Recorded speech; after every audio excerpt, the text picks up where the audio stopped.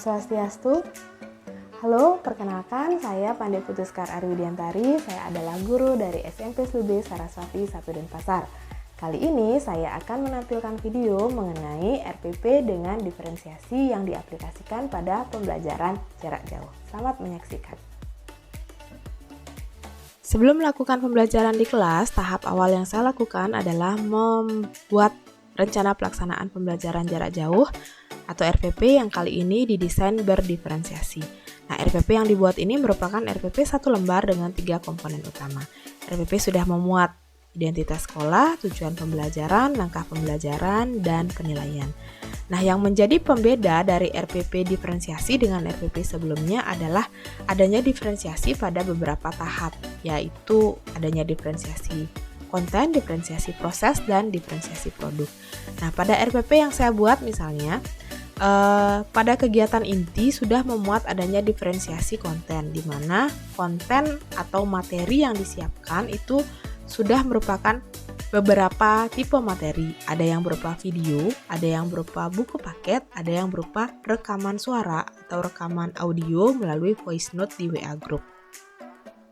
Kemudian tahap selanjutnya adalah membimbing dan menstimulasi peserta didik untuk melakukan diskusi, di mana diskusi ini juga diarahkan peserta didik untuk mengidentifikasi ketertarikan topik bahasan yang mereka sukai.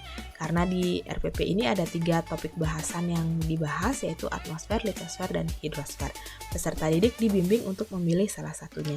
Di sini sudah menunjukkan adanya diferensiasi proses berdasarkan minat. Selanjutnya, peserta didik melakukan tahap kolaborasi, yaitu bekerja dalam kelompok, di mana kelompok sudah ditentukan oleh peserta didik sendiri berdasarkan kesamaan minat pada topik yang ingin dibahas. Nantinya masing-masing peserta didik akan melakukan diskusi dan mengkomunikasikan hasil diskusi kelompok yang disampaikan oleh perwakilan kelompok melalui Google Classroom.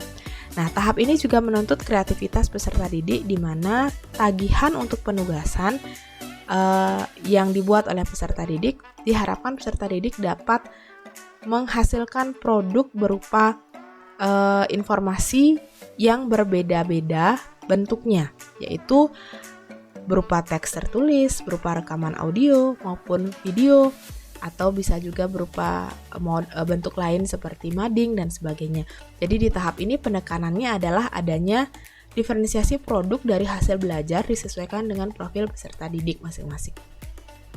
Selanjutnya adalah kegiatan penutup dan tahap penilaian yang merupakan penilaian sikap dan keterampilan. Penilaian sikap berupa observasi dengan adanya pemantauan kompetensi sosial emosional, serta penilaian keterampilan yang merupakan penilaian produk.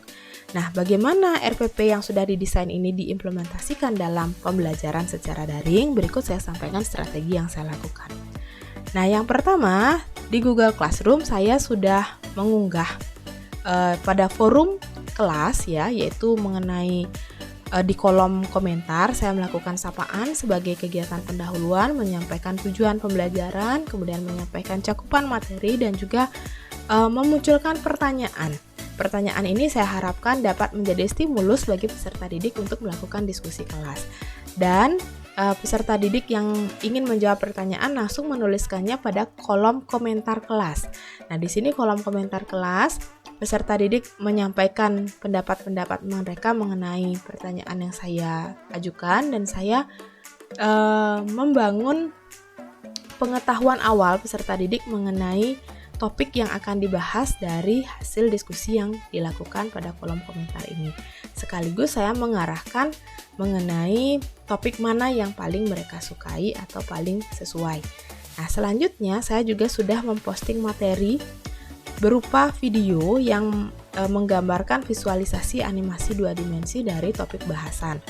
Nah, bagi peserta didik yang kesulitan untuk mengakses materi ini, bisa juga mempelajari dalam bentuk konten lain, yaitu belajar di buku paket atau melalui rekaman audio penjelasan materi yang sudah sebelumnya saya kirim melalui WA Group kelas.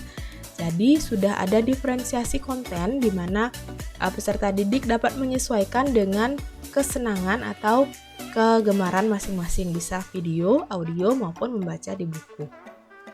Nah, selanjutnya mengenai penugasan. Pada tahap penugasan, peserta didik juga sudah diberikan kebebasan untuk membuat tugas sesuai dengan kemampuan atau kesenangan masing-masing. Misalnya, penugasannya adalah untuk menemukan informasi penting mengenai lapisan bumi. Nah, di sini tahap ini menggambarkan adanya diferensiasi proses dan diferensiasi produk. Di mana diferensiasi proses, anak-anak hanya memilih salah satu topik bahasan yang mereka minati untuk dijadikan tagihan tugas.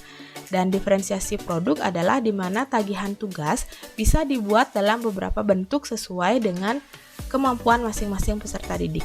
Bisa berupa teks informasi, bisa berupa rekaman audio, misalnya voice note di WA, bisa berupa video atau mading, atau misalnya bentuk lainnya yang mungkin mereka lakukan. Jadi kalau pada pelaksanaan saya di kelas hanya 4 ini saja, teks informasi, rekaman audio, video maupun mading.